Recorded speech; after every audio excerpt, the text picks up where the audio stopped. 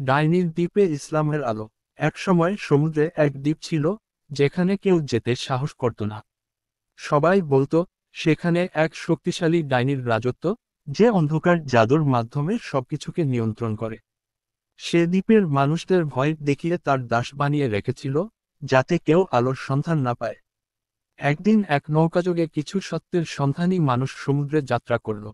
তারা ছিল আল্লাহর বান্দা, যারা দ্বীপে ইসলামের আলো ছড়িয়ে দিতে চেয়েছিল।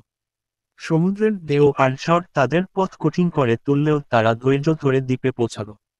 ডাইনির সৈন্যরা তাদের আটকানোর চেষ্টা করল, কিন্তু সত্যের শক্তি মিথ্যাকে পরাজিত করে।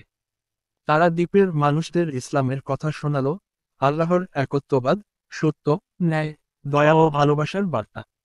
যে মানুষগুলো এতদিন ডাইনির ভয়ে বন্দী ছিল, তারা ধীরে ধীরে ইসলামের সৌন্দর্য বুঝতে পারল।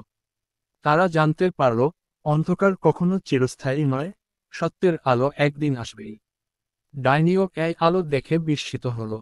তার কালো জাদু ধীরে ধীরে দুর্বল হয়ে গেল, কারণ সত্যের সামনে মিথ্যা টিকতে পারে না।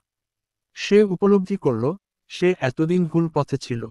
আল্লাহর কুদরতের সামনে সে আত্মসমর্পণ করল, তওবা করল এবং ইসলামের পথ গ্রহণ করল। এরপর থেকে সেই দ্বীপে অন্ধকারের বদলে ইসলামের আলো ছড়িয়ে পড়ল।